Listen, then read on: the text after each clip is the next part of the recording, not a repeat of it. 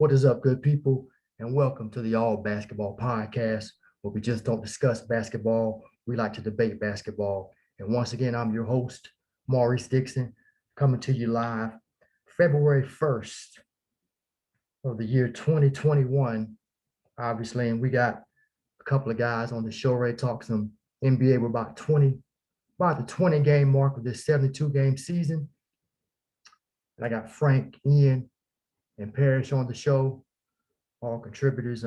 Thanks much to you guys for joining in once again to talk about some basketball. And we're going to get right to it. Frank, how you doing, man? Oh man, I'm doing good, man. Sorry, fellas. I was just got home trying to cook dinner and clean up. Girl about to come, all that type of stuff. Glad to see everybody's doing well, being blessed, and my apologies for missing the last one. Doing well though. I'm glad to see everybody on the call. That's what's up, man. That's what's up. I guess first thing I'll get to is they've had about 9 games together. Durant, Irving, and Harden. Winning record, a lot of offense, no defense. I heard today, and they're number one in offense, and they're the worst as far as defense. And it shouldn't be a surprise. I mean, you have Steve Nash, who never played defense, Mike D'Antoni, who never coached defense, and I don't know what Amari Stoudemire is rolling there, but he wasn't a defensive player either. So I don't. I'm not sure who else is on their staff. I want to say I saw Ime Udoka. I'm not sure if that was him. Wasn't that was him? Yeah. So he's a pretty good defender. Assistant under Greg Popovich for many years, and he played with the Spurs. But the Nets blew a game last night. It wasn't really because of defense. It was just kind of an epic meltdown. Bradley Beal hit a tough shot. Joe Harris panicked, looking for Durant, and threw the ball right to I can't think of the guy's name, but kind of an unknown role player. And he passed to Westbrook, and Westbrook had a good game and knocked down a three to pretty much give him the win. Is this what the Nets are doing? Do you see them turning it up defensively, or do you just think they'll just have the mentality to we're going to outscore everybody? Well, if I can go first, Oh, I'm looking at the stats here, and I'm looking at team stats. Kevin Durant, Kevin Durant, Kevin Durant, Kevin Durant, Kevin Durant. And all of the top five, the top three stats that we look at. You know what I'm saying? You talk about points, rebounds, and assists. You just throw in steals and blocks. My man is balling out of control right now. With the acquisition of Harden and I'll say the absence of Kyrie for a extended period of time. I think this team just hasn't had a chance to gel and develop. Now, we can always say, all right, okay, Harden doesn't really play defense or what have you. However, KD and Kyrie are typically pretty good defensive players. So I don't see this as big as they're making it out to be. Now, Kyrie did say something very pointed in his press conference, and when he said that, I got frustrated. I let some people get by me, and I shouldn't have, so I got to do a better job of that. So I think that, I don't see it as a big deal at this point. Now, I've always stressed rotations and what the Nets rotation would look like. But right now, it is what it is. It was a fluke game to me. So we all made a particular face when I want to know if you made a mistake. You said Kyrie And KD, I can see Durant being a pretty good defender, but did you mean to say Kyrie? I mean, for his position, I mean, I think he defends okay. I'm not saying he's the best defender. You know what I mean? But I'm like, I think he in that. I think he in that Trey Young category. All right. So you guys differ from me from that, but I think collectively that I don't really see it as a huge breakdown. I think that his point as admitting to the fact that he made some lapses defensively, especially playing with the guy that he's playing with, his boy, you know, I just don't see it as a big deal going forward. So that's just my opinion. Right. Frank, Ian. I know you got a lot to say, especially about that Kyrie defensive point. If I could just jump in real quick, so what I've seen so far from the Nets remind me of them old ABA teams where you just try to outscore each other 160 to 150. I mean, Parrish, I do agree to a certain extent that they do need more time to gel. But Maurice, to your point, I just don't know if they have necessarily the right piece in place. So you mentioned Steve Nash is the coach, never committed to the defensive end. D'Antoni, like you said, never coached defense. His whole philosophy was, "Oh, we'll get them on the other end, try to outscore everybody." And I just feel like they don't have the right guys in place in order to get them really committed on the defensive end. I mean, you give up 149 points to Washington. I mean, I know they've given up just crazy numbers. It look like an old ABA basketball where everybody's making shots, nobody plays defense. So I don't think they have the right personnel in place. Yeah, you had two of the greatest scorers ever, and then Kyrie's excellent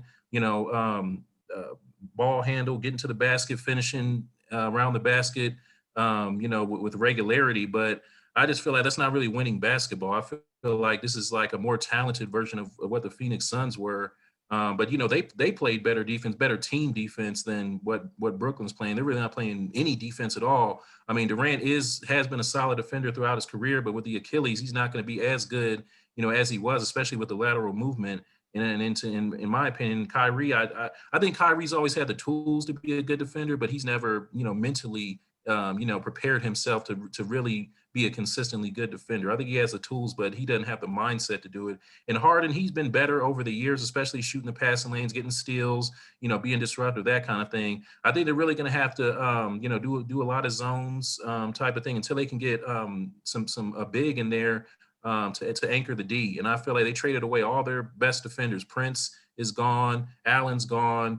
Jordan is not what he was. He can only play in spurts. I just feel like, I mean, if I was Brooklyn looking at it now, I'll be honest with you. I would try to trade Kyrie, get some 3-and-D guys, and get a big who can defend the rim. And I think that's a winning formula. I don't necessarily think you need 3 explosive scorers to win, at least not this year, because, no other team really has the big three, so to speak. So I think if you really want to win the championship, if you trade him, get a couple 3-and-D guys, and you get a guy who can anchor the D, I think the Nets will be fine.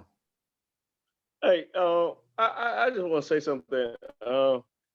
Do you think that at this point in Kyrie's career, with the winning that KD has done and the formula that KD brings to the table, do you think that he would not be on board with that defensive mindset? I mean, and I say that based on just Kyrie. Okay, I'm not saying that with Harden, what I mean? But I just always felt that athletically, and if he brought the mental game, I always thought that Kyrie could actually be a great defender. You know what I mean? And it's his boy.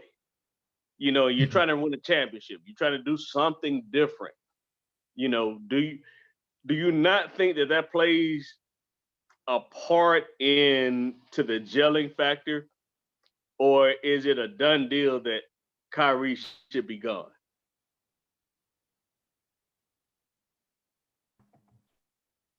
Well, I think if they continue to give up 140 points, something's got to give. And they're not going to trade Harden. They just got him, and they're not going to trade KD. So somebody's got to go. That's not, to me. That's the only way you'll get the pieces back in order to shore up the defense. And then I just think about, it'll be really entertaining in the regular season, but when it gets to the playoffs, that's when you start playing all the best defenses in the league.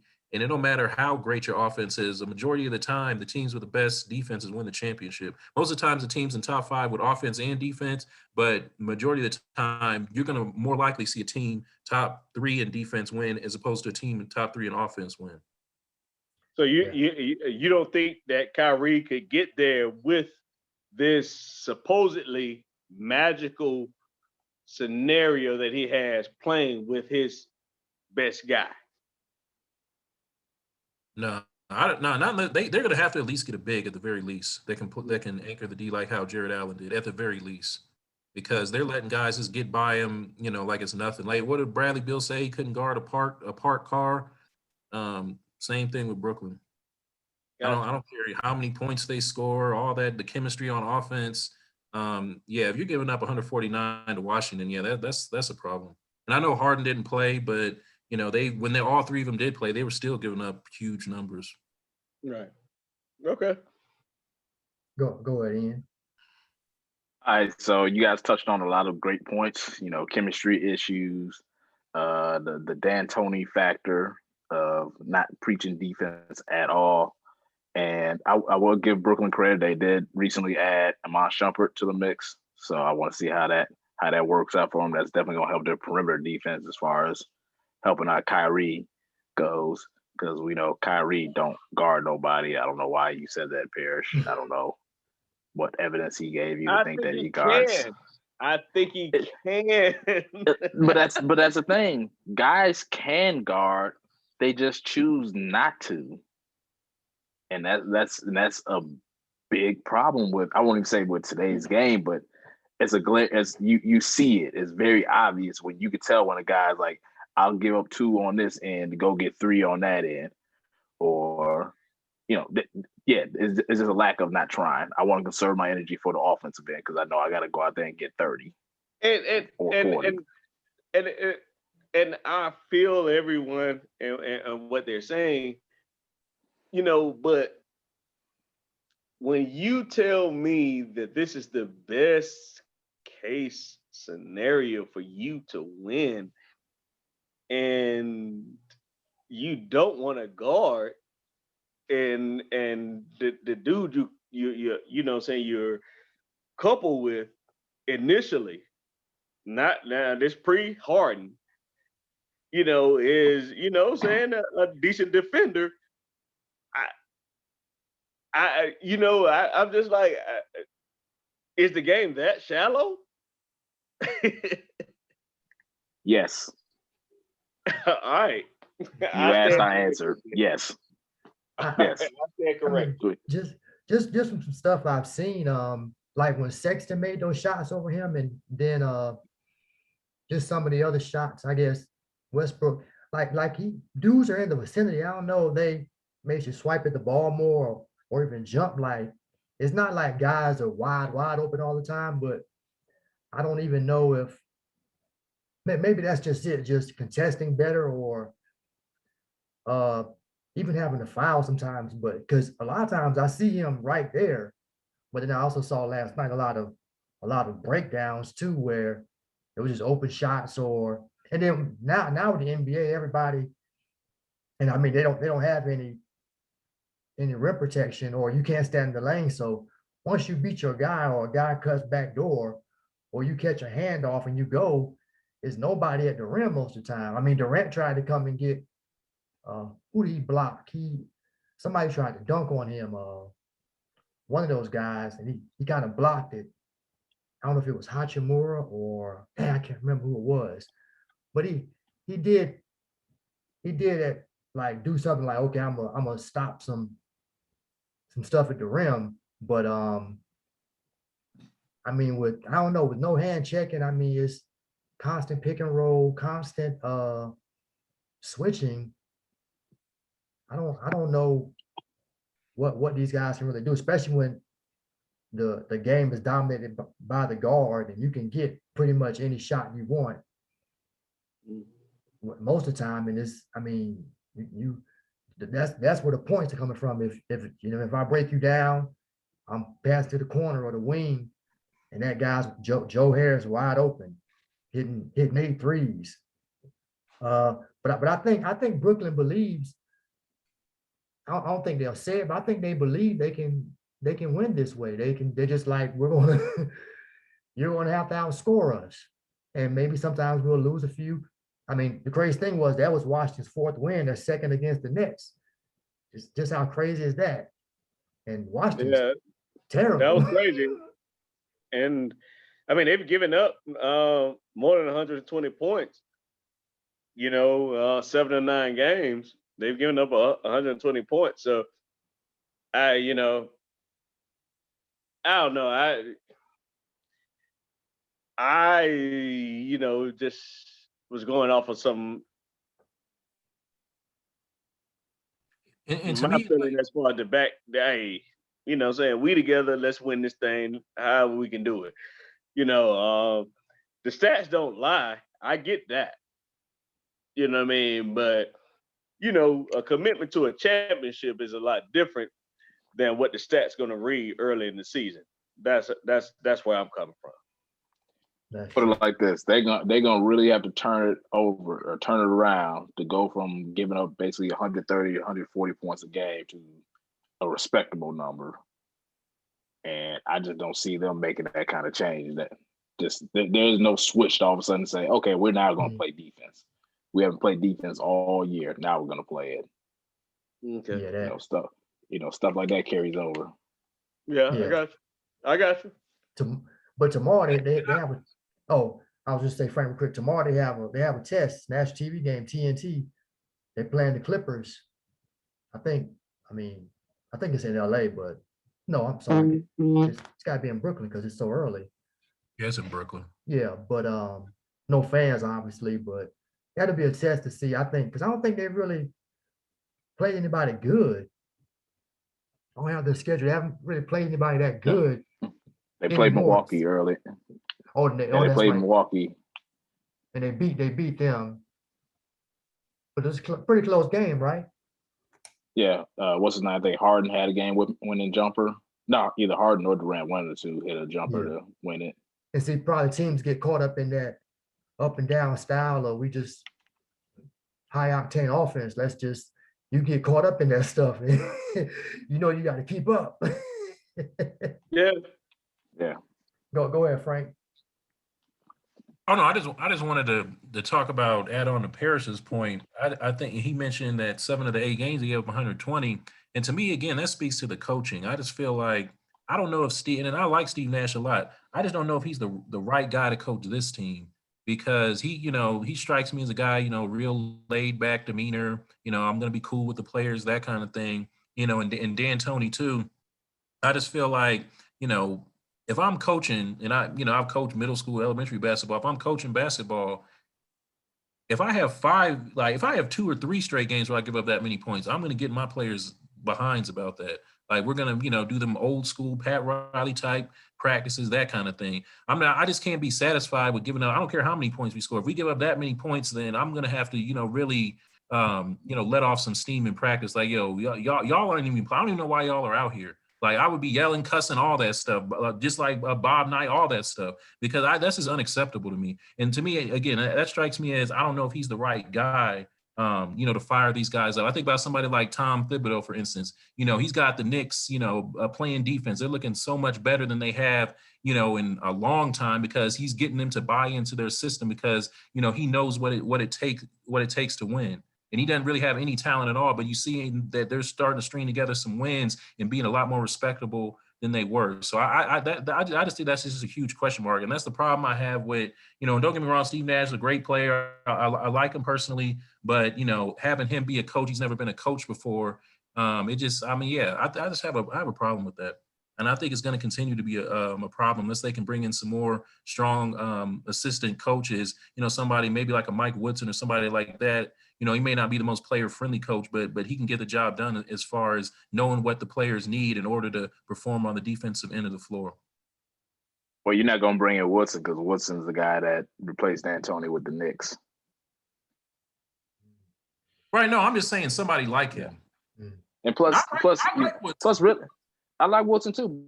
But personally, unfortunately, what's his name? D'Antoni is the de facto head coach of this team. And Steve Nash is running D'Antoni's system and trying to coach the players D'Antoni's way. Right. There's one thing we learned from D'Antoni in Houston. He ain't going to stress no defense, and he definitely hates the mid-range shot. Shoot three. You won't get, you can miss 27 straight threes for him, and he's going to be perfectly fine with it. Next play, shoot another three. We're going to make the 28th one. But to Brooklyn's credit, Kyrie was hitting mad mid-range shots last night. Durant too. You got to mix it up. You just can't be all threes. I think Harden, he had his last game he played. He was, the box score showed he was more aggressive offensively. I'm like, dude, you at the free throw line wide open in the middle and shoot that jump shot. Don't be looking to pass and throw the ball away. What you gonna say, Parrish? Hey, it's a very interesting thing is that, am I missing something, or is the front office actually afraid to coach these guys? It's a players' league. I don't. It's just something to bring into play.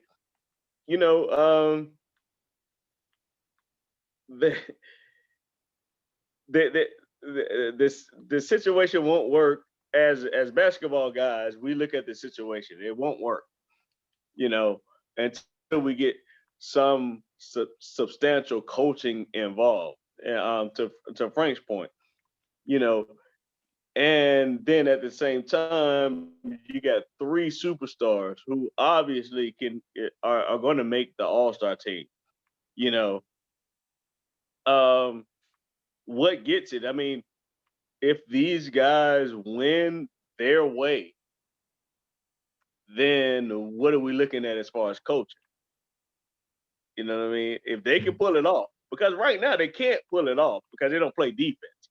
And you got, and the statistics show that, but let's say they pull it off. What do we have then? It could be a game changer. They have, this is the era of offense and face-up game, being able to dribble, pass, and shoot, just attack, going downhill, and you got three of the best guys who can do that. So if they pull it off, it could be a game changer in this era. Yeah. But I don't think. Now I think it can get them. It can get them to the finals. But I don't know if they would. I don't know if it would beat either LA team. Some other team was to get there, then you'd be like, oh well, yeah, they probably got it. But and who knows? It may not get them past Philly or Milwaukee, because we know KD and Kyrie gonna show up, but James Harden, man, postseason, you know his MO.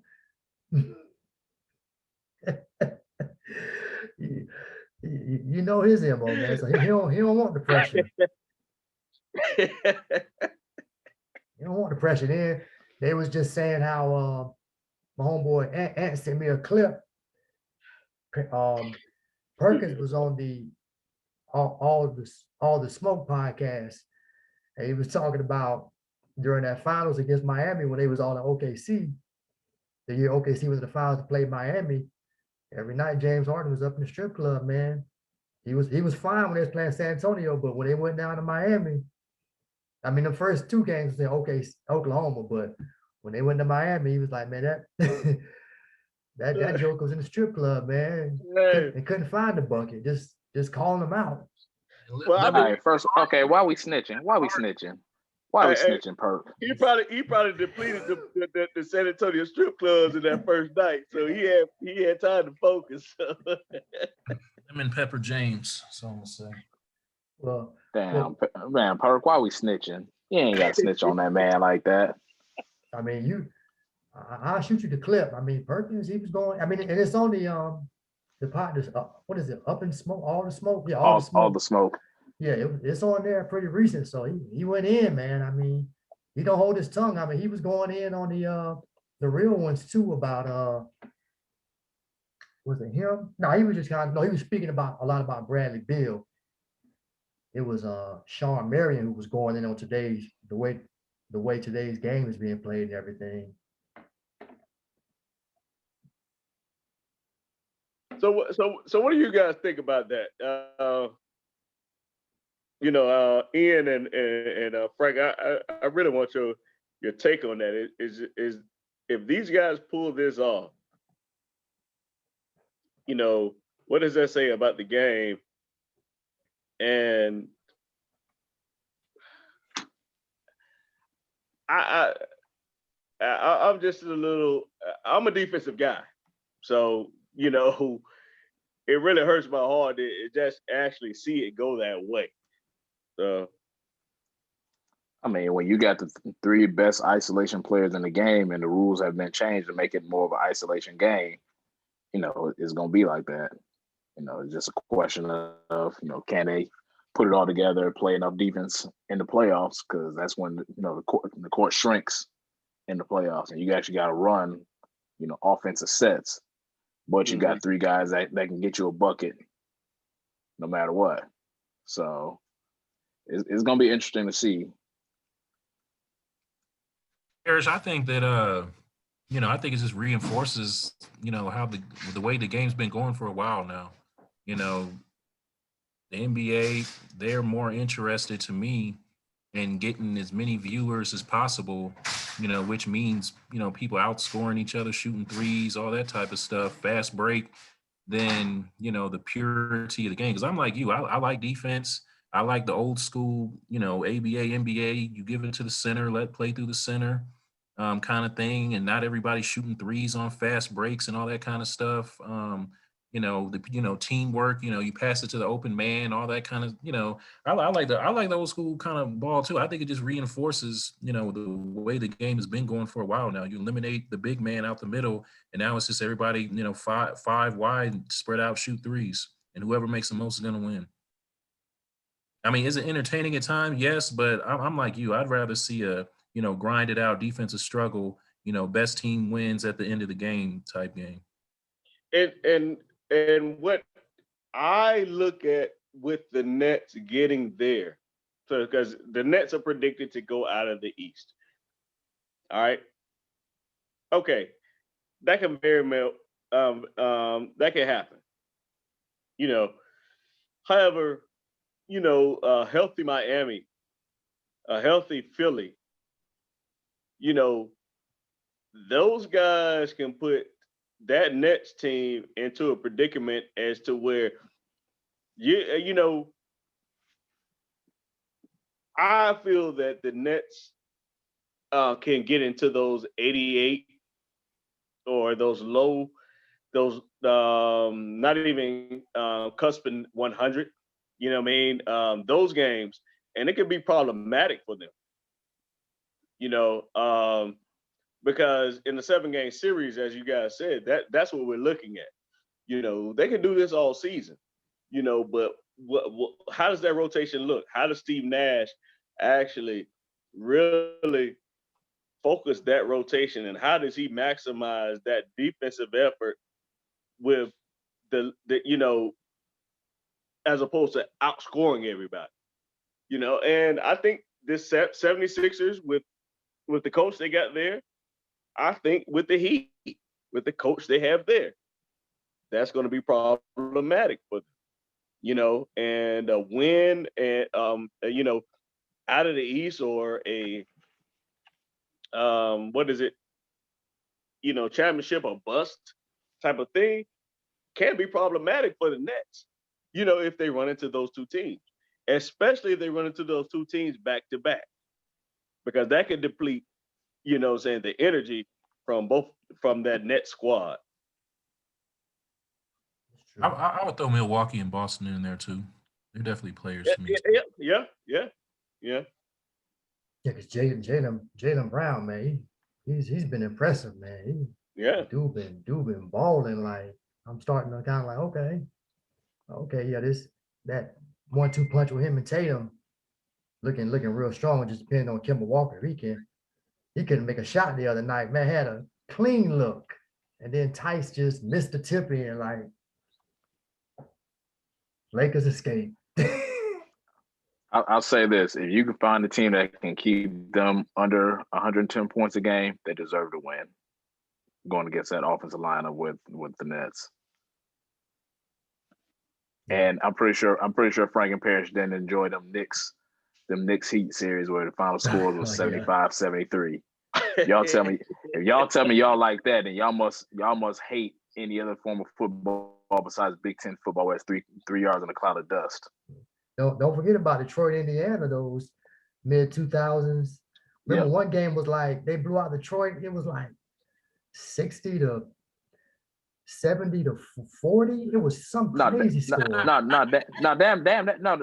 got to remember the chase down block that Tayshaun Prince had on Reggie Miller. The final score of that game was like 75-71. You're not gonna tell me you enjoyed that game. No, not necessarily the Detroit, Indiana, or the Spurs. Yeah, I mean, but Miami. I mean, it wasn't just about. It was the whole rivalry aspect of it too. Yeah, excuse me for a second. That was the exciting part for me.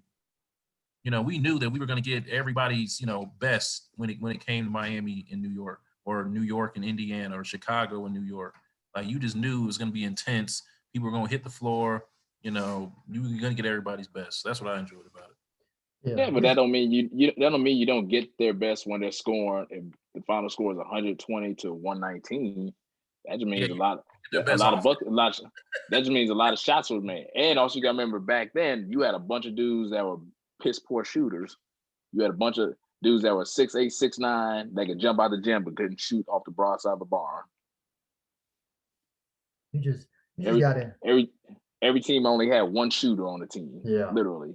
And your power a lot of big dunks, big fouls, big dunks. Yes. Yeah, you had big dunkers, but no shooters.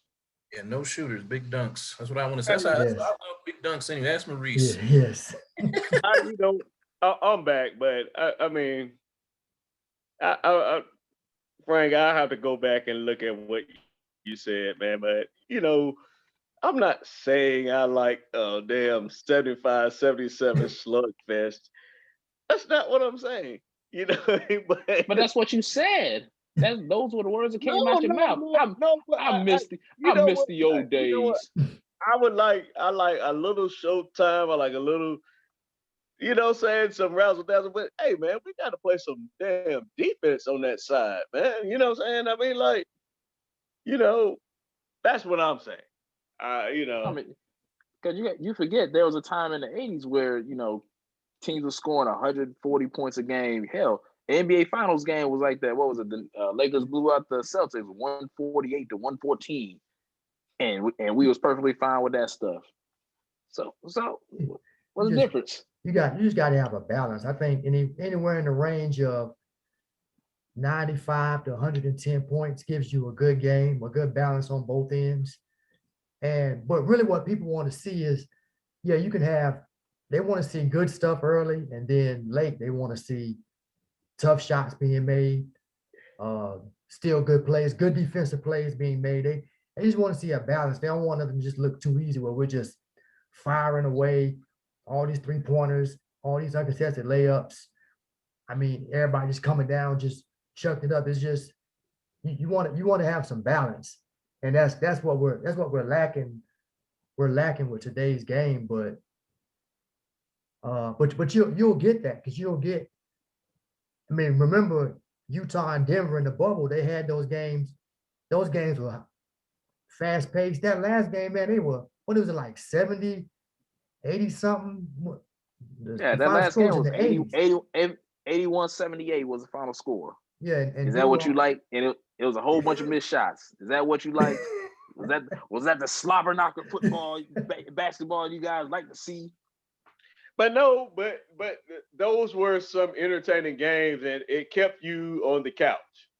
You know what I mean? I ain't gonna lie. Now that that Utah, that Denver, that series was really good. Now you can't say it wasn't. Now even though it was old school basketball, like you said, and I got the text message from you, Ian. You know what I'm saying? Balling in the bubble.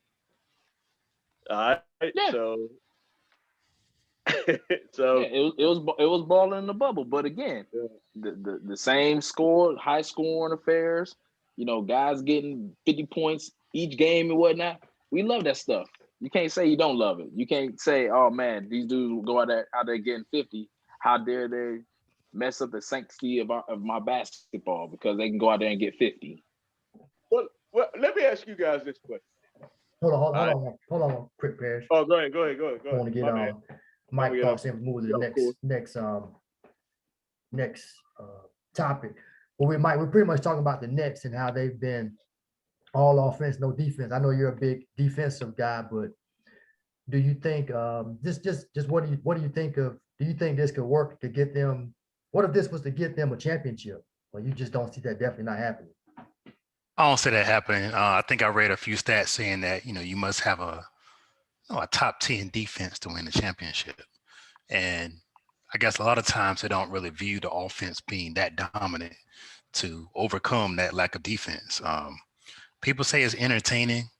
I guess technically it is, but I guess I want to sidestep and talk about one game I just watched. It was Houston, and they were hitting all these 3-pointers. They had like 80 points at halftime, and they went 12 for 14 from 3-point range.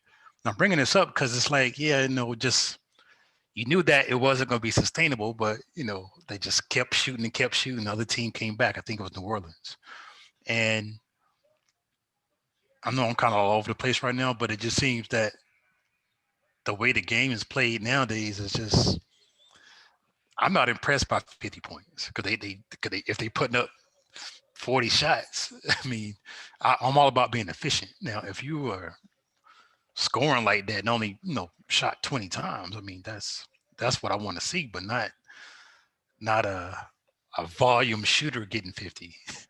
I don't think that's really impressive. But your question was, can they win the championship with just all this offense and no D? No, well, more so, I guess I think Parrish will put it out there. What if it was to happen? Because they have three of the best isolation players. That's what the game is all about today. I mean, I think it would be a game changer. I mean, I think it would. It's probably going to have more guys trying to form another big three if they win. And, it's just, oh man, no, we only had two, they had three. Let me join you. And it's going to start that up again. Like just happened, 2 years ago. So I don't think it's really good for the league because it's like, who else are they playing with? Like, can you name the others? Well, somebody always I mean, step up here. Joe Harris, they got other guys, but I mean, they're not they're not the guy. True. And Okay. Parrish, what was you gonna ask? Well, I mean, I'm actually kind of critical of this whole situation. Uh, I think that the Nets have actually given into a player push for control of the league. With this, what I mean, and if they pull the coup off, I think that they, what I'm saying, it's going to set a huge precedent. Now, my only thing is this: is that when you play those tough teams, like we stated before, the Celtics, the Heat, the 76ers with great coaches, especially the Heat and the 76ers now who have great coaches, that's going to contest that.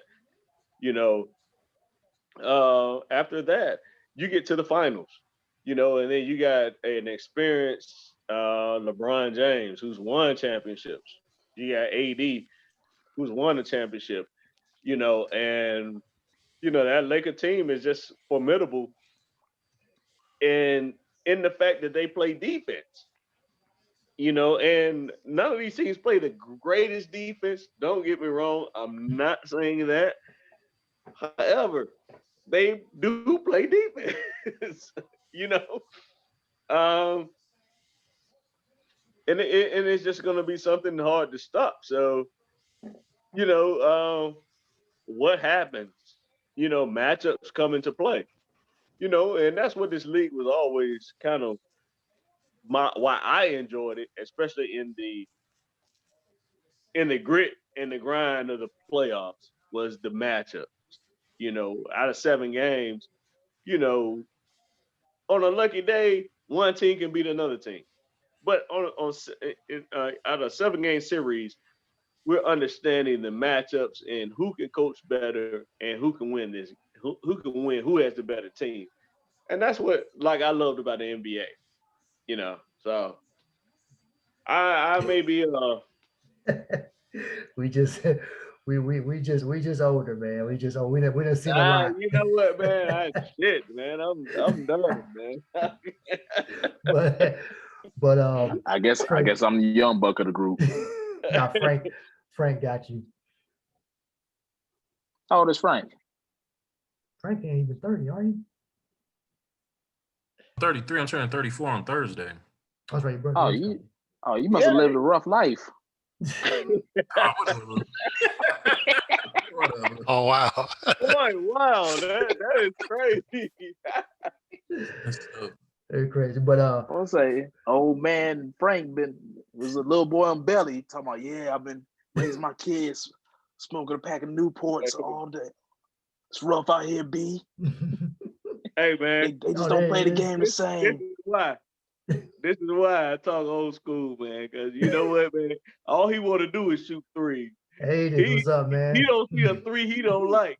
He may be contested by 5 kids. He gonna pull it. You know what I'm saying? Hey, better tell him work on his mid range. When you 5'7", you better find a mid range floater. Oh, he got that down. But he won't take that one in the game to save his life. It's all about that 3. That 3, man. But Frank, yeah, the next topic I want to move to is Philly. They're number 1 in the East. They seem like they finally want to go, I guess, where I thought they would go a year ago, trying to get that number 1 seed. Embiid's been balling out of control, punishing whoever inside, outside. Took a hard fall against the Lakers. I'm glad he's okay. That was I felt like that before in my younger days. That I know that hurt. LeBron shouldn't have did that, but because the man didn't have nowhere to brace himself. But playoff foul. Yeah, you want a tough play, and now all of a sudden, oh man, he shouldn't have did that. Get out of here. No, he could have laid lumber, but you don't push somebody when that man was extended by the dunk, and you stop his forward motion. He couldn't break his fall. I was just like, wow. I mean, he needs to jump with a purpose. He was dunking. He was about to dunk. LeBron just didn't want to get dunked on. You just you don't push nobody while they're in the air. I mean, I don't think LeBron did do. I think you push him that hard. Yeah, exactly. I think it was that. He impeded his forward progress, and Embiid was extended the dunk. Okay, there's some guys in the league that just fall a lot. Oh. Embiid he's getting close. Hey man, what is it? Not really flopping, but just I like how you using them big words. He stopped his forward progress, and he was already fully extended. Now, when you know anything about dunking, when you go up for certain, I'm not a dunker, but I kind of got an idea. When you go up for certain dunks, if somebody pushes you, you don't have control. So on your layups, then let's talk about your power layup. Same thing. I mean, when I go up, I'm not comfortable up in the air like that. So somebody come clip me or push me, I'm gonna fall hard. And he couldn't break his fall. Like, I'm not Hey, saying it, He's got to get Maurice stronger.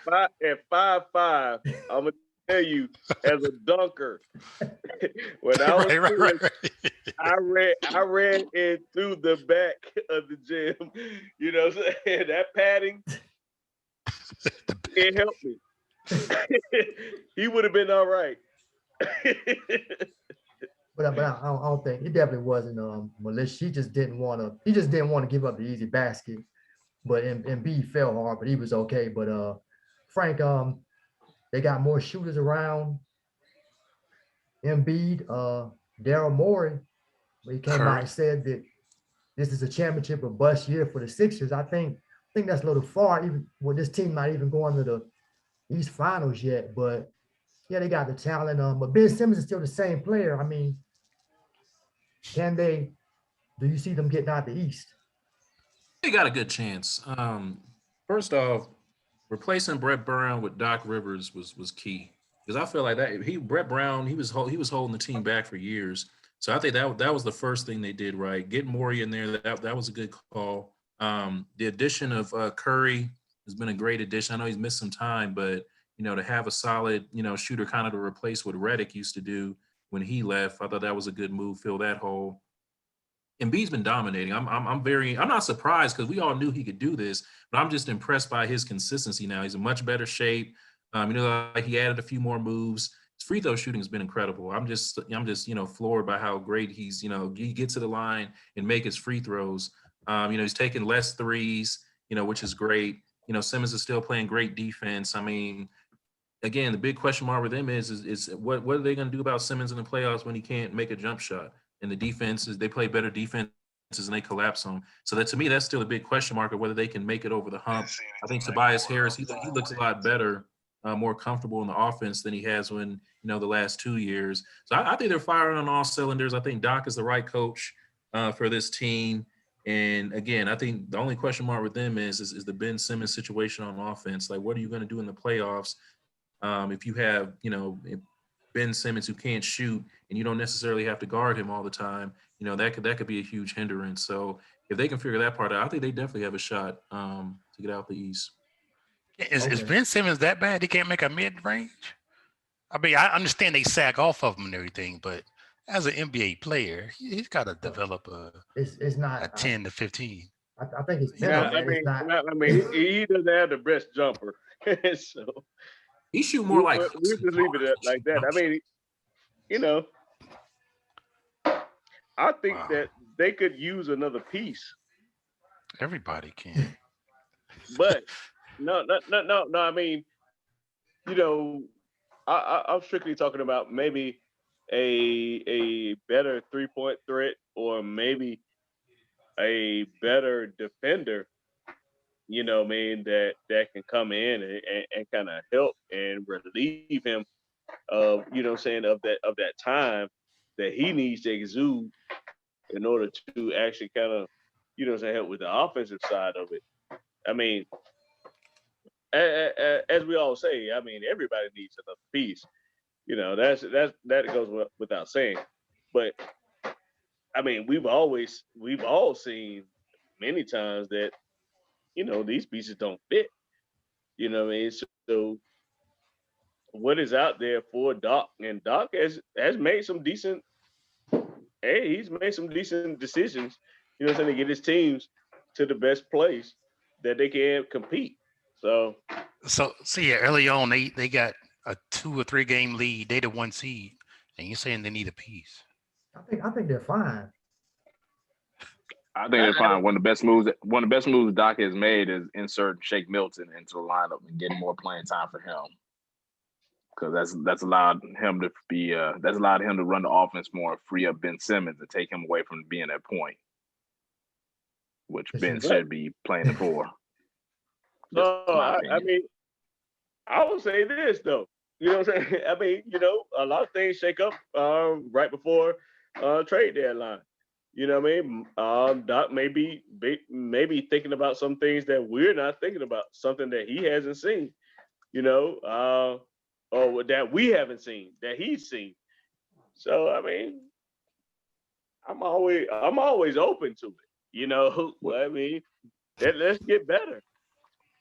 I got one for you guys. Would you trade Ben Simmons for Bradley Beal? Oh yeah. Yeah. That's not a quick hitter for me. I don't know, man.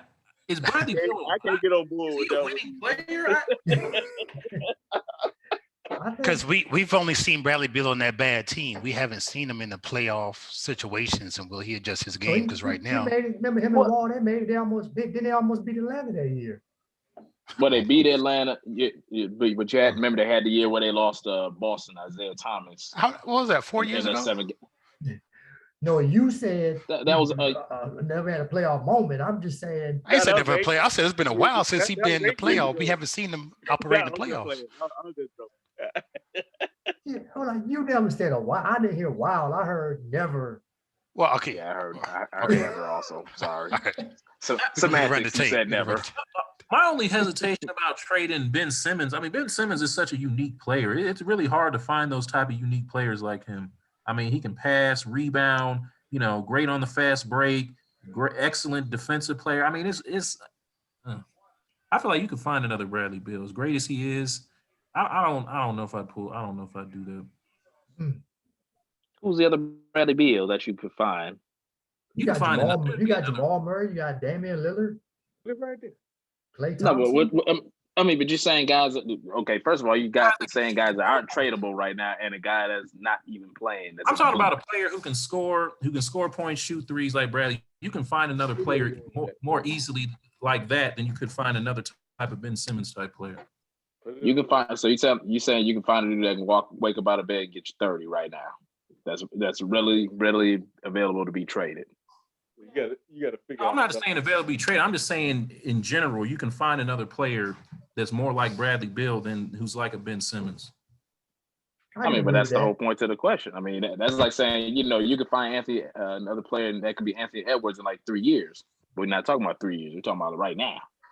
Well, yeah, right now too. You can find more players in the league right now, more like Bradley Beal than they are like Ben Simmons. Yeah, that's true. Because who is like Ben Simmons? Giannis, LeBron. They can shoot though. 6'10" dudes that can play point but don't shoot the ball. Okay. But is it really if they surround Ben Simmons with what he needs, he has Embiid, is it really? Well, I think this year if they go far, I mean, maybe he doesn't need to worry about shooting so much. I mean, at the least just big dunk or pound somebody in the paint. I mean, go up for dunks.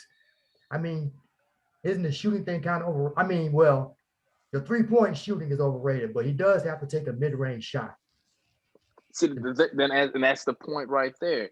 If you're going to be the 6'10" point guard dude that's sitting at the top of the key, supposedly spacing out the court, you got to be some sort of threat. If you 6'10" sitting at half court, we're playing 4-on-5. And unfortunately, Simmons, but he goes to the block. Whenever he passes the ball, he goes to the block. So you're saying when they pass the ball down to Embiid on the block, he's located himself on the block also. He's the opposite block or the opposite wing, the opposite baseline, I think. He has to stand behind a 3-point line.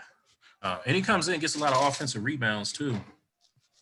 Yeah, he crashes, but again, you're still sucking the defense in. You're not giving any kind of space, and that's where even Giannis has that problem where he settles for the 3. If Giannis had a consistent 15-footer, it'd be lights out.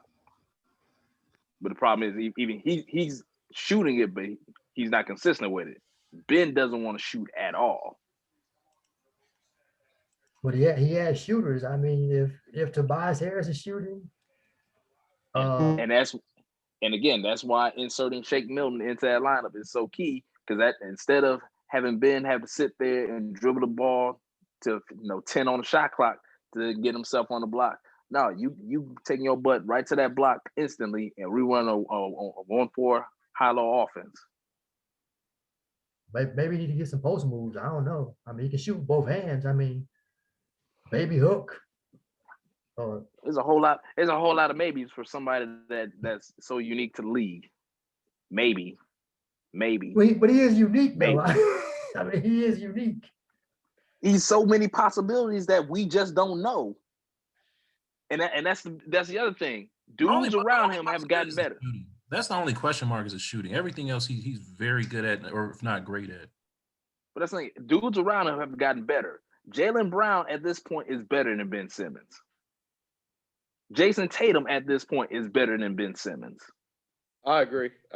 Is Brandon Ingram better though? Brandon Ingram Offensively, but it doesn't translate into wins because isn't that draft same draft? Same draft, but you gotta remember Brandon Ingram doesn't have a Joel Embiid right next to him. Too. You got a Zion. Is it arguable that the fact that Embiid is there has actually kind of stifled Ben Simmons' development? You know what I mean? Tatum, Jaylen Brown and Jason Tatum have been together and they both improved. My thing is Ben Simmons is a walking 18, 8, and 8 and is not without even trying. And it can be borderline maddening where it's like, yo, you got so many things that you can do, but it's almost like you're coasting like an Andrew Wiggins. Wow. He's a winning player. I mean, we would have to see him absent of. I mean, I'm not sure their record. I don't know if anybody can find it, but you can argue he's the best perimeter defender in the NBA, if not one of the best. Nah, he is. Yeah, they say his defense on. I mean, he can switch on anything. Anybody, right? I mean, the only thing probably be the smaller guards, but I don't know how he matches up when it comes to them. But I'm pretty sure he's in the vicinity of contesting a shot. I mean, he's 6'10". So his height is different on 3 different sites. NBA.com has him 6'11". You just said 6'10". I've seen 6'9". Like, well, I've always known to be 6'10". I mean, I know they. I'll go NBA.com because they actually get the real heights. They started doing that and not doing the with shoes height. So if he legit 6'11", throw some shoes on, he a 7-footer. Yeah. So he's always been a great defender. We know that, all right, and he's been a great passer. The only thing that we're questioning right now is his ability to score buckets. You know what I mean? And score buckets outside of rebounding and just take over a game and hit that bucket, that 3-pointer. He doesn't need to. You got Mike Scott, Harris. Wait. Of all names you started with, Mike Scott. I don't agree with that. But he got a nice 3-pointer. He got a nice 3-pointer. with Mike Scott. I don't agree with that one though. Tobias Harris, Danny Green.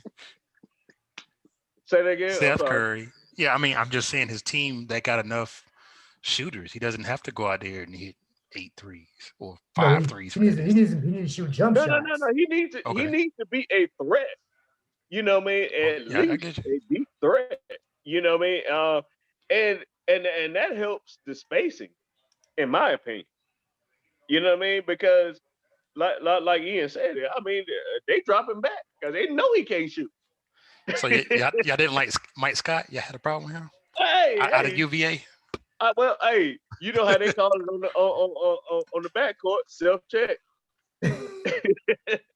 So if somebody's defending you and you at a 3-point line and they drop all the way back to the free throw line, that is the ultimate sign. That's the ultimate sign of disrespect. We got to square up after that. You ain't gonna disrespect me like that. How dare you? Yeah, I've seen that happen quite a few times. Yeah. Well, I mean, you at least have to be a mid-range threat. I mean, shit. I mean, get the 20-footer down. You know what I mean? And he has the skills to actually, if somebody's out there from 20 feet that's defending him, he has the ability to go around them. You know what I mean? Right. And that's a threat there because that can open up a pass to a 3-pointer. So, right, like Maurice was saying, develop a post game. You're a big 6'10" dude. You got smaller dudes playing. You develop a post game. Yeah, I just saw this. There's nothing wrong with the Tim Duncan bank shot from 15 Yeah, feet. and I just saw this the other day. They were showing some throwback games, right? It was college, but the guys down low, they called for the ball. Offensive guys pass it to them, and they did work. Like they hook shot. They big men had games, and now all the big men, we all know that they're just taking 3-point shots. I'm like, you're bigger. If you're bigger than the other player, you should be down low, just scoring at a higher rate than the other person. Well, Whatcom does. I mean, now Embiid and Jokic does that too. Jokic will pound Okay, you. yeah. Yeah, Jokic is a true big man. He trying to get an But he MVP. can spread you though. He destroyed Gobert the other day. Destroyed. Yeah, Yoke is nasty. Yoke is nasty, man. Now I think they now if they want to get some kind of big three going, I think Bill would be good in Denver. If you can give up Gary Harris, you probably have to give up Porter Jr. more than likely, but if they want to go to the next level, because do we believe that Next level. yeah, you got to go against, you got to match up with your competition. You got a big three in They the Brooklyn. one seed. No, I'm Denver. No, Denver isn't. Oh, Denver. Oh, okay, my bad. I didn't hear Denver. No, Okay. Denver isn't. I mean, either them or Utah. I mean, now you get Bill, you have to match because nobody believes that you can beat the Lakers, or you might not beat the Clippers again. I mean, Now, who's a better big man, Jokic or Embiid? I'll say Jokic just because of the assist that he gets. I don't know. I guess Embiid's better defensively. I guess that's not a quick. That's not really a quick answer. But I would take Embiid because at least I got some rim protection I and think offense. Embiid. You know why I take Embiid? Because Embiid will call for the ball in the post. You know what I'm saying? And No, Jokic do too. Jokic do the whole too. offense run through Jokic. No, but I just seen Embiid do it just a little bit more dominantly than I've seen Jokic do it. You know, and that's just because of what I've seen, like aired on TV. So I mean, you know.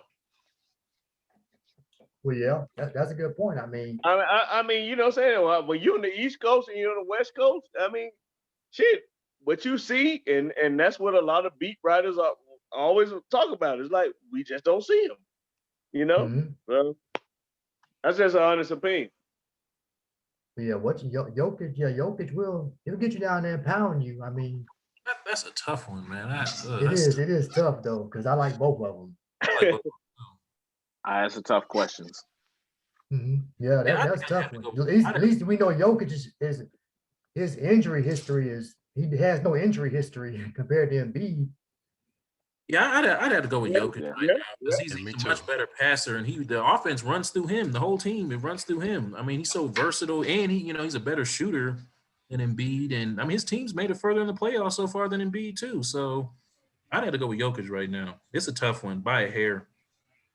By a hair. But that last statement, yeah, they've gotten farther, but literally they were 5 bounce jump shot away from being at the same level.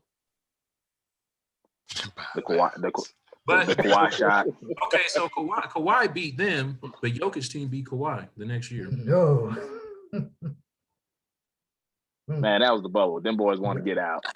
Nah, it was that pick and roll. That pick boys. and roll was deadly, man. It was just like pick and roll. They even switched Paul George and Kawhi Leonard so they could check both Murray and Jokic, and they still was killing them. Paul George shooting the ball off the side of the backboard just a microcosm of how bad they wanted to get out the bubble. They were sick of it. He been balling this year though, for the most part. He just dropped what 47 and 12. Who, Jokic? Yeah. Yeah. Tonight? Last night on last night. Yeah. On Gobert? Yeah, he put that on Gobert head. 4 for 4 3-point range.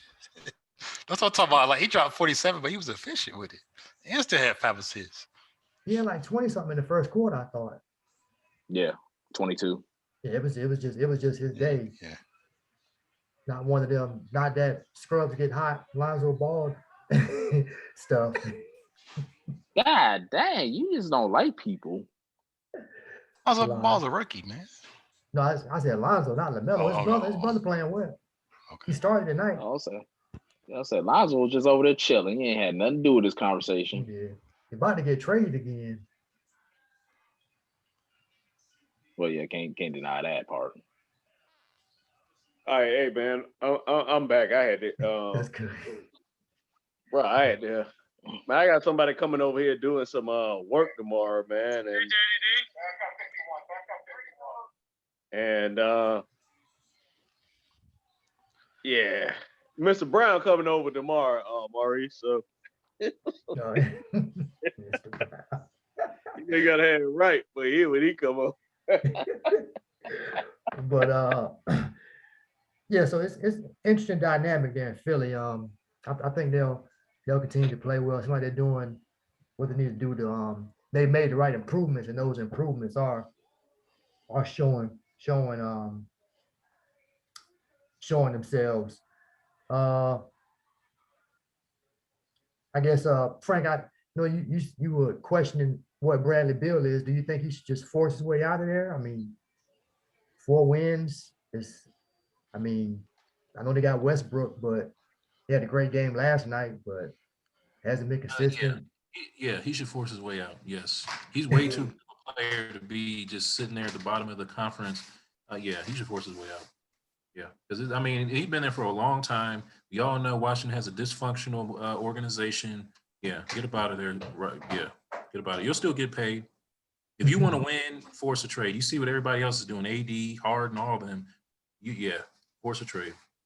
So And then No, he's not going to win. He needs to join. You're saying, But how can he join a winner when everybody can find a Bradley Beal? all right, so many of them out there. I ain't saying anybody can find a Bradley Beal. I said you're more likely to find a player who's like him than you are like Simmons. That's what I said. So how can you force a trade when anybody can find? You're more likely to find one like him. I should have been a lawyer.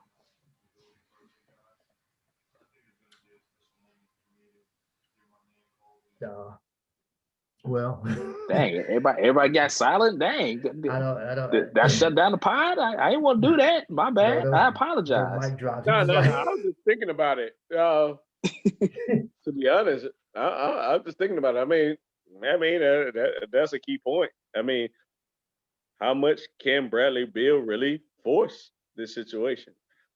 You know, Because what is his contract situation too? yeah. He just re-upped. Yeah, he just re-signed last year. I thought didn't he sign a short, a short one. Hey, I'm not a lawyer, and but I do work in the legal department, and bruh, that's gonna be a hard one to sell. After a re-up, you understand what I'm saying? Is that saying it's gonna be hard to shop it. Now, if you got some people who are willing to give away some pieces, you know what I'm saying, and going to a contender, how likely are we giving up pieces when we have a legitimate chance? You know what I'm saying? So where could he possibly go? I mean, Think about it. I mean, they put it out there. I mean, it's just a rumor, but you put Kyle Kuzma, Taylor Horton Tucker, they were saying LA. I would like Denver or I mean, I doubt it. Philly, Miami. I mean, So why do they always got to go to like the top 5 teams? Because that's the point you want. Because they're the ones with the collateral to make the moves. Contender.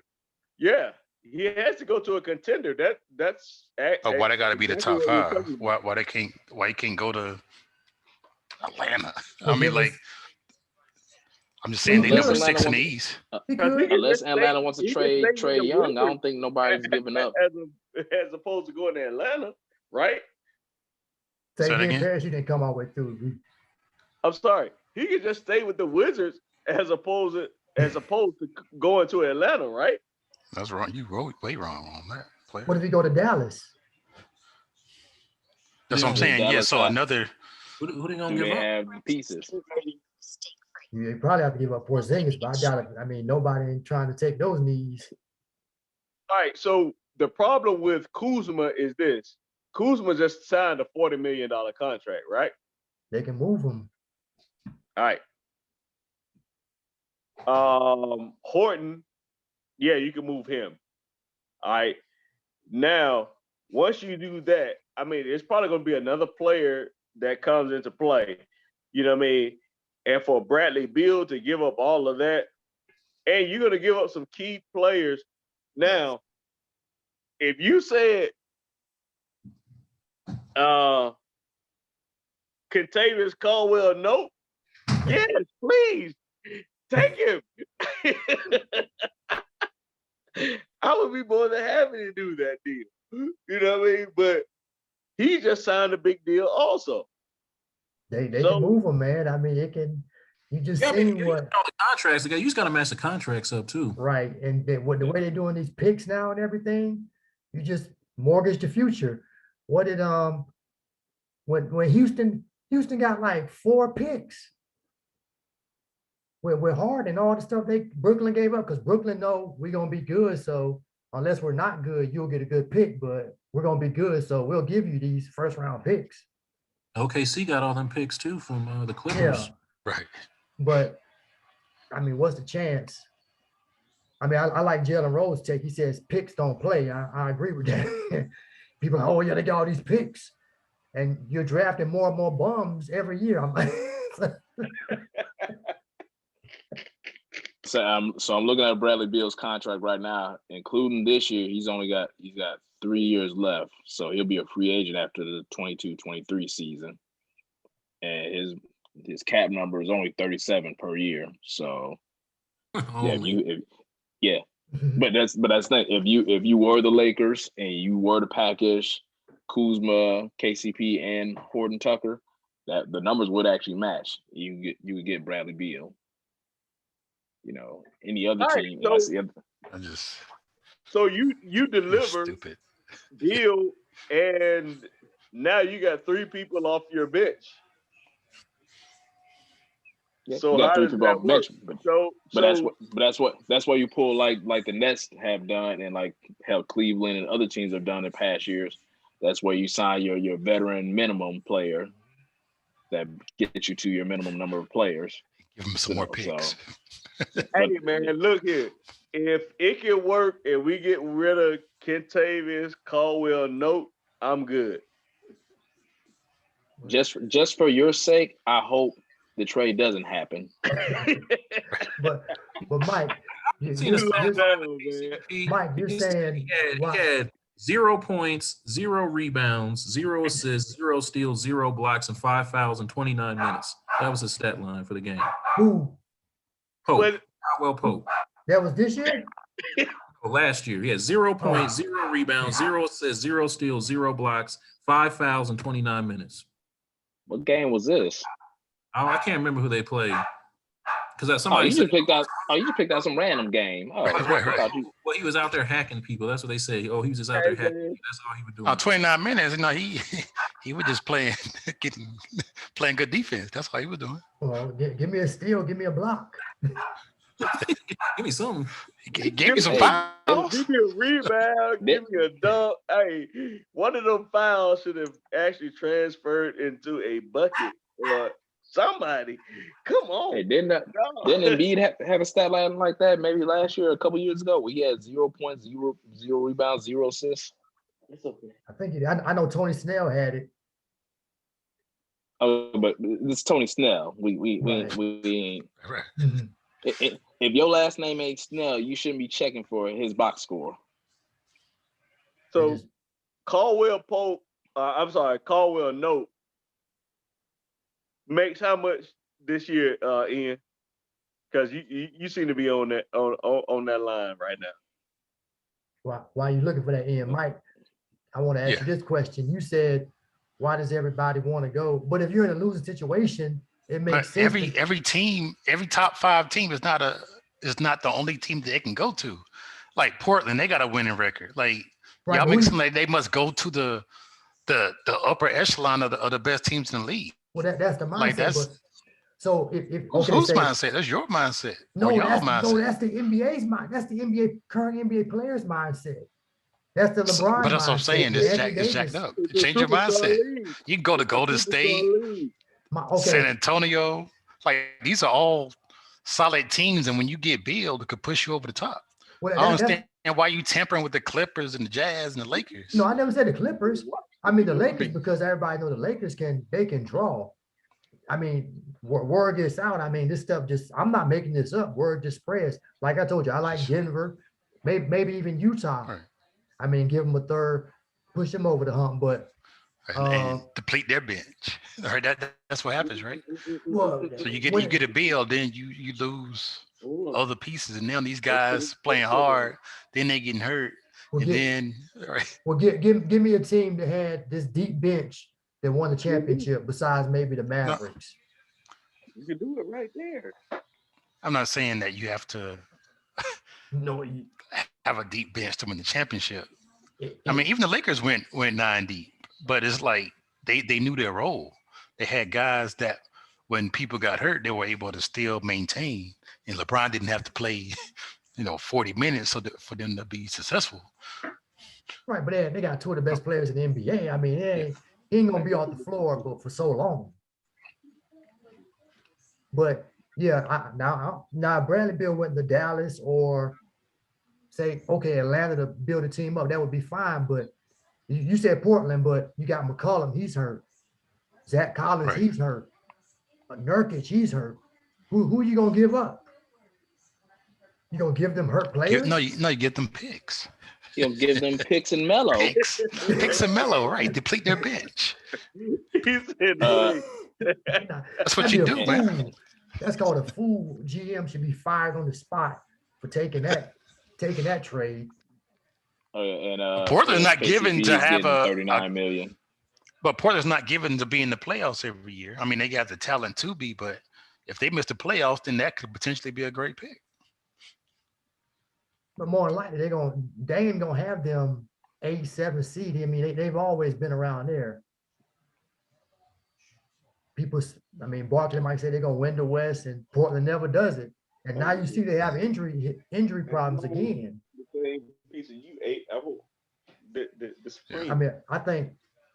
I don't know. I mean, I thought this wouldn't be this terrible with him and Westbrook, but it's just been a disaster. I mean, they did deal with COVID, and then Brian got hurt. They gave Bertans that money. They said he's not making any shots. I guess Hachimura is just a role player. I mean, maybe he's not. The Thomas Bryant injury really got set him back because Alex Lynn can't really carry the load, and Robin Lopez, the vet. Alex Lynn is stealing money. How is he still in the league? 7 feet. Yeah, 7 foot tall, man. Very true. Feet, man. Rim runner. Hey, Parrish, are you listening? KCP, 3 years, $39 million. 13 per year. Kuzma, 3 years, $39 million. Hey. Wait a minute. Say it again. I said KCP, 3 years, $39 million. Kuzma, 3 years, $39 million. Man, please. Come on, man. We stuck. That's how you make the money match up. For Bradley Beal, for one player. Bradley Beal made $26 million. Bradley makes 37. And that's where you add in Horton Tucker, and maybe you throw in another team. 3-team trade. Hey, that's how Brooklyn made it. They made that thing to like a 14 trade. Yeah. They included Indiana, Houston, who else? Cleveland. Mm-hmm. And Beal is making what right now? Again, I'm sorry. 37 million. Oh wow! Get rid of KCP, man. Straight Still up. got Maurice. But you can't do straight up though. You can't do Bill and KCP straight up. That's the problem. Man. Right? Yeah, this ain't, yeah, this is not a video game. Veto that trade. Exactly. So I'm pretty sure everybody's heard by now the very awkward interview I think last week, not too long ago, Shaq and Donovan Mitchell.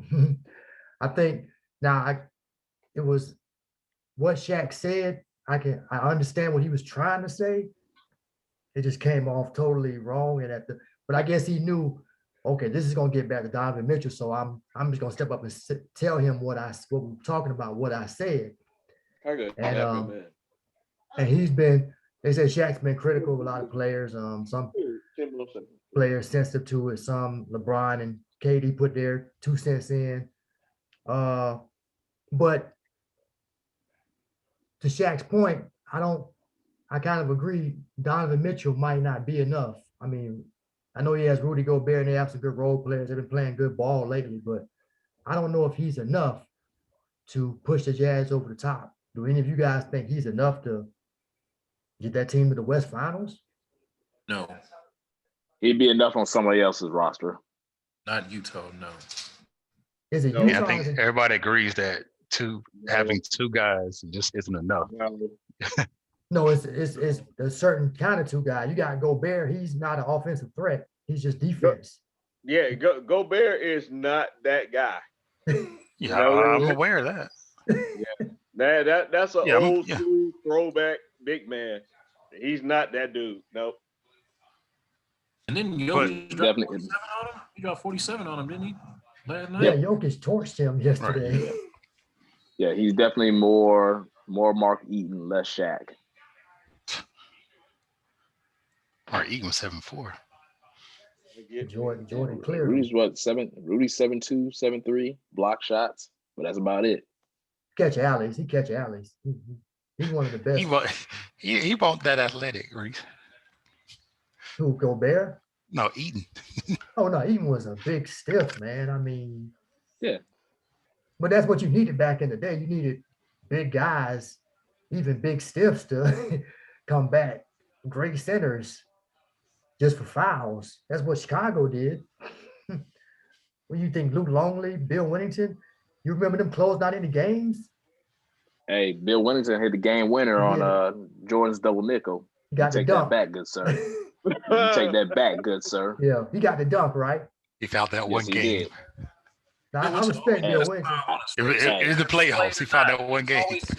All it takes is one, baby. He was ready. I like Bill. He was ready. Bill Bill Winston. Winnington was always ready. That little mid-range. He was their most, and he would go up strong like Longley and Purdue, Cartwright. It was so awkward. But Hey, can I just say this, man? What I don't like about Gobert is that Gobert is not a Shaq. You know what I mean? And you probably won't see that type of phenomenon in another decade or two. But, coupled with Donovan Mitchell and Rudy Gobert, that's not a Shaq and Kobe type of thing, dog. You know what I'm saying? Because Gobert is not that. You know what I mean? he get paid like that, but yeah, he getting the money. But He get paid like that, but I mean, Donovan Mitchell is a legitimate guy. You know what I mean? And Gobert, I mean, he's not that dominant center. He's a shot blocker. Of all things for you to hate, you said he's not Shaq. Ain't too many Shaqs walking around. No, not Shaq-like. Not even as a 1-2 punch. Even, I would say even in Denver, you know what I'm saying? I'm not going to say Jokic is a Shaq. However, it resembles a 1-2 punch at this point of Kobe and Shaq, more so than what Donovan Mitchell and Gobert has. Oh, definitely. He's a legit big man as far as being an offensive threat. Right. That's what I'm saying. Yeah, hence why Donovan has to go out there and score, 30, 40 points a game when everybody else doesn't have it going, because he knows he's not going to get any points from Gobert unless it's going to be a bunch of putbacks. Yeah, I don't even know this notion of Gobert being a go-to. Where did that even come from? I've never. No, never, no. The notion was never there. It was just the fact that he got paid so much money where you look around, you say, okay, you getting $200 million just to rebound and block shots. I need you to get some points in there. Okay. And that's the insanity to me. Well, I think the comparison I would make is the Iverson Mutombo pairing. That's kind of, but Gobert is a better lob catcher, but Utah has obviously better shooters than Philly had, but the game is so different now. But I think that's more of a fair comparison, or like a Zoe with who's Zoe? Tim Hardaway kind of in Miami. Zoe can score though. Huh? Zoe can score a lot better than But Zoe Zoe buckets. Yeah, Zoe had a little shot. No, but you know what? I think you made a good comparison with the fact that it's a more Mutombo thing, because I mean,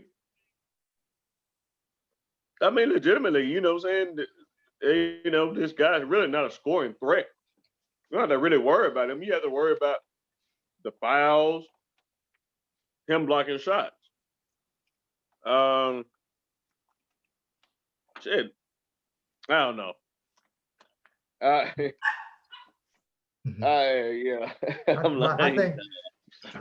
I think Utah, they'll be continue to be good. We'll see how they pair up when it comes to the best teams. Because they do it as a unit. I mean, Mike Conley's been playing well. He's been playing like the player we thought he would be when he first got there. Then Bogdanovich's been solid, but I just don't know if, I guess I have to see them once they match up with the Lakers and the Clippers, how it's going to pan out, or even Denver. I don't know if I can trust them to be that team. I mean, I don't think they're going to beat Denver this year if they match up with them. I think, especially after last night. He destroyed them. Yeah, but I in a 7-game series, I don't think that's going to happen. To be honest. So we'll see. We'll see how the rest of things shake out. Does anyone have a problem with, I guess, Shaq or the old heads' criticism of these guys, or these guys just being too sensitive? I mean, everybody was criticized. I think these guys are real sensitive, man. Dang, y'all just shooting bullets at folks that ain't got nothing to do with nothing. Jesus. No, I think what Shaq did was some sucker stuff, and it was good for TV because everybody clowned Barkley for the awkward Kevin Durant interview. So I felt like Shaq just had to get his in to say some wild stuff about Donovan, and he's not gonna give a reaction. Okay, well that's just great for TV. Yeah, that's what I felt it was. I mean, because what's Donovan supposed to say in that situation? He's supposed to yell, cuss him out, tell Shaq you wasn't that good. No, you just sit back and just say, okay, whatever you say, old man. Yeah, you just have to. I mean, he did it. It was very professional on his part, the way he responded. He's just like, well, I've been doubted always, man. But maybe the good thing come out of that. Maybe that will be the fuel that he needs maybe to see if he can take that team far, because sometimes you need that kick in the rear end, or somebody to doubt you. Be like, oh yeah, he's because I mean, I'm not gonna give Shaq that much credit to say, oh, he was being motivation to Donovan Mitchell. Nah, he was doing some sucker stuff for TV. That's all that was. No, I don't think. I mean, I'm right there with you. I just think the result of it could be Mitchell could use it, because if Shaq's saying it, we're saying it. Majority is probably saying that the old Donovan Mitchell, very good player, but he only can take his team so far. But that's a funny thing. We're not even. with most guys and young guys, especially with Donovan's going to his third, fourth year now, we're not having that conversation of, okay, how come he can't take his team that far? We're just enjoying the moment. You're not talking about that until year 7, 8, 9, 10. When it is all of a sudden get accelerated for Donovan because Shaq wanted to say some slick stuff on TV. Well, I thought they were all talking about it. Like they all said, like, yeah, we think Utah needs another player. Yeah, but Utah needs another player is totally different from Donovan Mitchell can't take this team that far. All he does is score and that's it. Yeah, it was a shot. It was weird. It totally just came out like because he's just like, I don't think you got what it takes. I mean, it just came off real bad. Yeah, I don't think that. I don't think it's not that he got what it takes. I just don't think he had the right pieces. No, I don't think that. Sorry, brother. I gotta go. Appreciate you, Frank. Peace, y'all. Y'all be safe. You too, man. Take it All right, easy. you too, Stay Frank. healthy. You too. Stay warm out there. Oh yeah, it's cold. All right, y'all. Cold River. All right.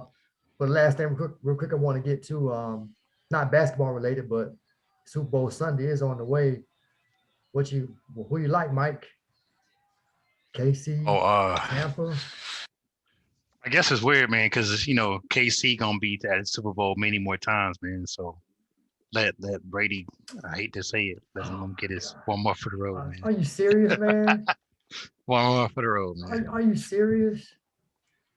I mean, again, I like Patrick Mahomes. I like but he's gonna be back another at least 5 times. So but you want to stand there when he's playing the 49ers last year. oh heck no, I won't saying it. Well, why would you cheer for Brady now? You never cheer. Have you ever cheered for Brady? I don't never remember you cheering for Brady. Man, when you get 43, it's like you just let the man have his little last moment, man. His little kind of like when Kobe was kind of washed up, but they still try to let the dude score 60. His farewell tour, like let the man have a farewell tour, man. He's been in the league for 20 years. Tom Brady's had enough. The greatest opportunities of all time has had enough. Enough chances. So he got one more chance in the Super Bowl. He's won some, he lost some, but let's see if he could climb the mountain and take care of KC. And the thing is, it's all about KC in the red zone too, man. If they can, Cleveland actually made KC go 2 out of 5 in the red zone. So if Tampa can somehow shut them down a little bit, they got a chance. That's pretty good. Ain't 2 out of 5, 40%. That's bad. They went 5 out of 5 against Buffalo. They were scoring at will. Well, can I say something, man? Look, man, we said that about Kobe because it was his last game. Let him shoot as much. Oh, the whole season. That was the whole season, not his last game. The whole season he was jacking up 40 shots a game. And I was sorry. And I covered that game. Okay. And I was like, you know what? This man has shot 58 shots. Right. Right. You know what? But let him get it. Man, this is the Super Bowl, man. I mean, I think that it would be a great narrative for Tom Brady to win. And ride off in the sunset. And ride off in the sunset. Or he may just come back, but you never know. But that's cool. But at the same time, it would also be a great narrative for Mahomes to beat his childhood hero. You know what I mean? And we can use both of them. So they're both good stories. I just really want them to just compete. I don't want another replay of a bad Super Bowl. That's all I don't want. So last year was pretty good. You get Brady, you get close, man.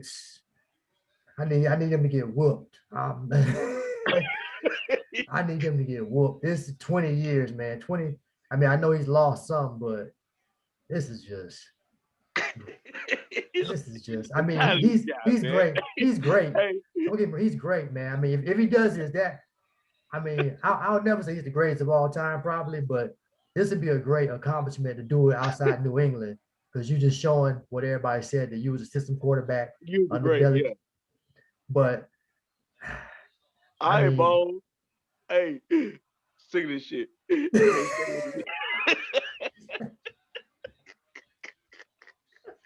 all right.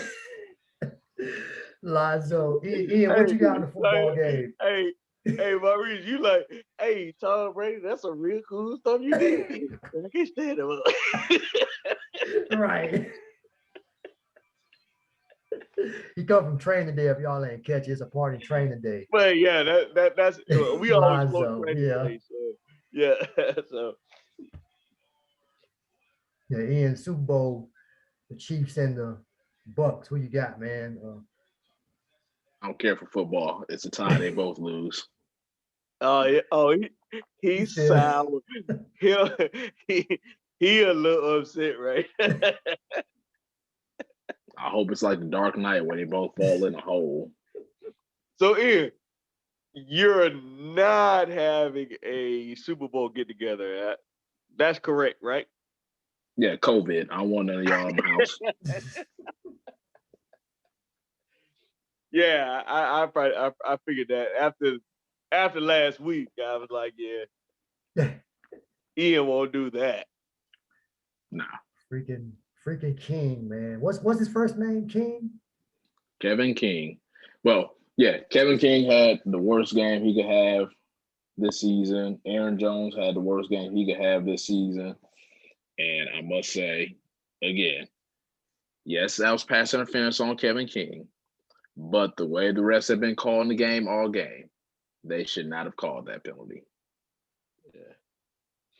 You can't not call a foul in the first quarter and then decide to call the last minute in the fourth quarter.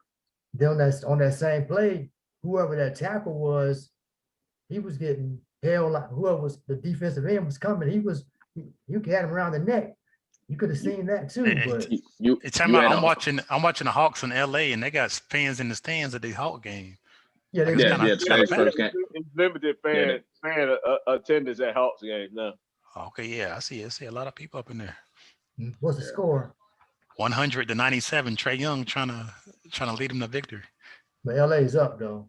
But yeah, 4, yeah. Miami in overtime with Charlotte. But see, this is the problem with LA. You know what I mean? You wear yourself out on games you shouldn't wear yourself out on. You know what I mean? It's like this when the others should be contributing the most, in my opinion. So Was there everybody playing tonight, Mike? Yeah. LeBron is actually playing this game. Normally he sits out when they play at Atlanta, so he's sweating hard, and they just committed a few turnovers, so it looked like LA gonna pull it off. Yeah. Okay, Anthony Davis. He only got 15 points tonight. Wow. Anthony Davis got 25. LeBron ain't really 4 of 10, 6 and 9, 2 steals. He ain't got to do much. Yeah, he letting the others do much, but he been dominating down the fourth quarter like he supposed to. So they gonna take it. How much did Caldwell Note got? Oh, man. 6 on 3 or 7 shooting. 6 on 3 or 7. And how many threes he put up? 3, missed all of them. Yeah, exactly. That's $40 million man right there, man. Y'all see my frustration, man. Kuzma had 5. My frustration as well. But Trae, like Trae Young and Collins doing good, and Capella, forgot about him. He been rebounding. He had a triple-double with blocks. He been balling. You know what? Capella is going to end up getting traded because Atlanta has always been that franchise outside of those Joe Johnson, Kyle Korver years or whatever, when everybody made the All-Star team or whatever. That rare pocket. It's always been hey, do you still want to play in the NBA? We'll see you there in Atlanta. When you find out you really want to play, all right. I bet you Clint Capella gets traded before the trade deadline. So he's saying Why? because he's playing so well, he really wants to, because he's in Atlanta with all distractions. He's saying since he's still playing well, he has value. He's creating value for himself by playing well here, in a place that a lot of people don't want to play. Traditionally, people don't want to play in Atlanta. That's true. Rasheed Wallace Mhm. actually put on a Atlanta jersey, an Atlanta Hawks jersey, and then took that jersey off and walked up and got on to his Detroit Pistons jersey and won a championship. Dog, I'm telling you, it's the story of Atlanta's existence, dog. You know what I'm saying? Will never be a championship here. This has always been that place. Hey, you think you want to play? You still want to play basketball. All right. We can see My you to the man. G League or you can play for Atlanta. Yeah, I don't think he's going nowhere. I think, because I mean they obviously traded for him, so but he might like it here, might be, like the young talent they got, be part of building something.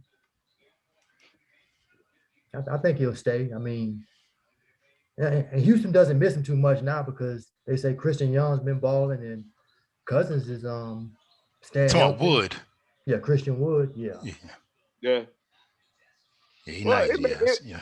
it may be a beginning of a new trend, and I hope that's the case. After this COVID thing, maybe we can actually show up and support our team in a way it should be supported,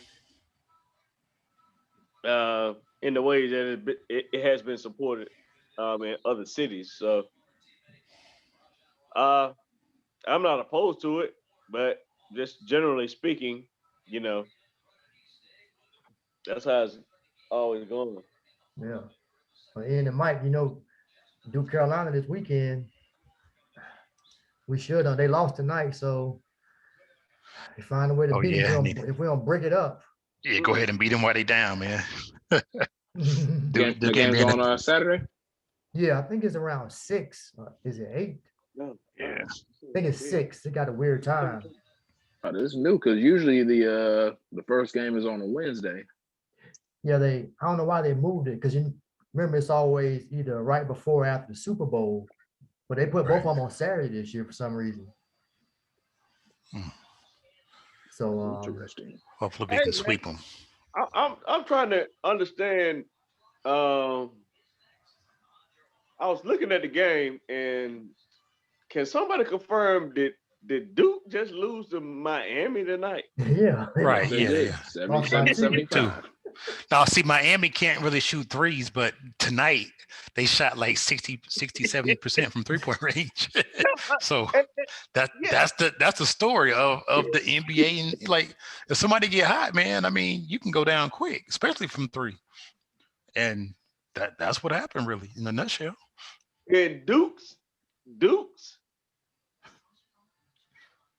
I'm looking at 7-5 and 5-3 in the ACC. yeah, they ain't as bad as Kentucky. I mean, it's an off year for a lot of these teams, man. It's crazy.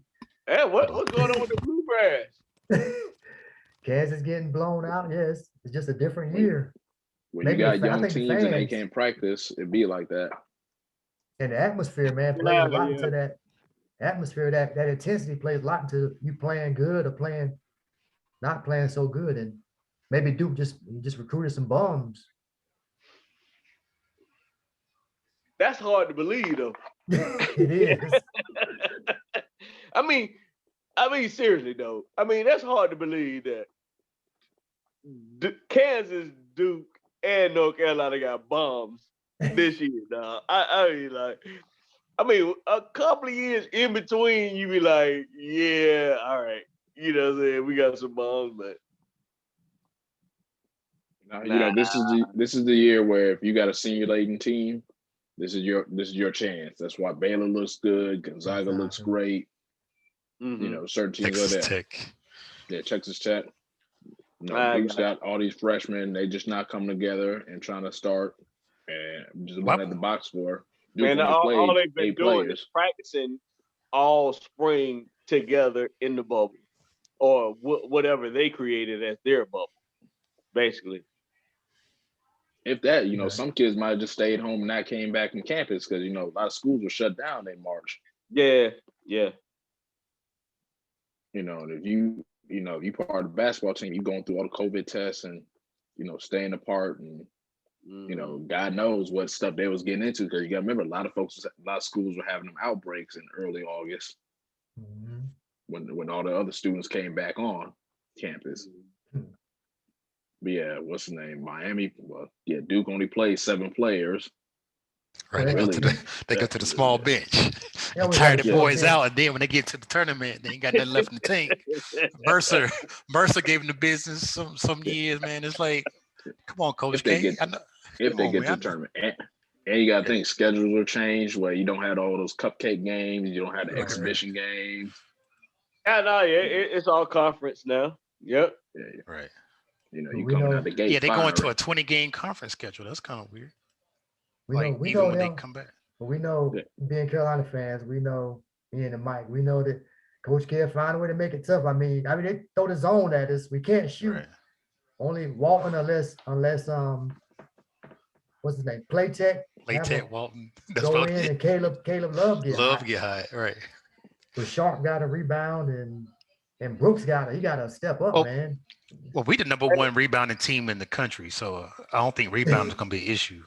It's just percentage. Hey, though. Maurice, Yeah. I did want to just point this out as I watched the Carolina game few days ago.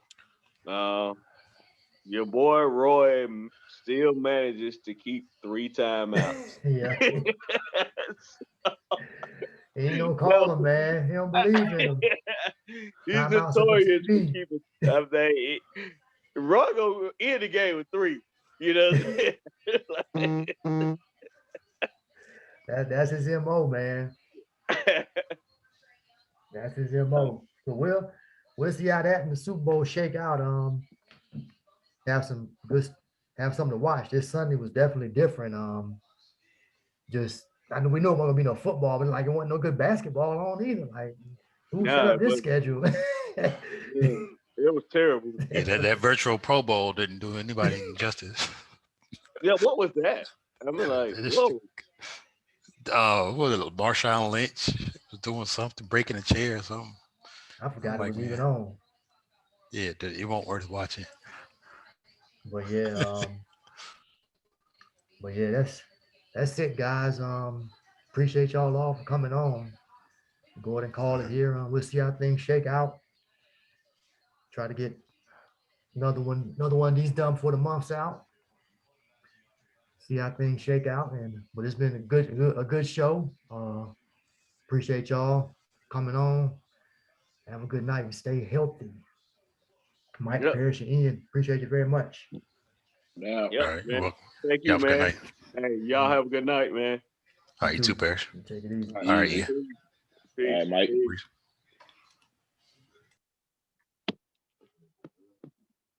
Well, folks, that's all for this edition of the All Basketball Podcast. We thank you for joining us. Thank Parrish, Mike, Ian for coming on the show once again, and Frank also. I'm your host, Maurice Dixon. You can find the All Basketball Podcast on most platforms: Spotify, Apple, Anchor, Stitcher, anywhere you get podcasts, you can find them. And also, if you want to check out the video version, it's going to be on YouTube. Just search All Basketball Podcasts. It should come right up. Thank you in advance once again for listening. I'm your host, Maurice Dixon. And until next time, peace and be blessed in Jesus' name.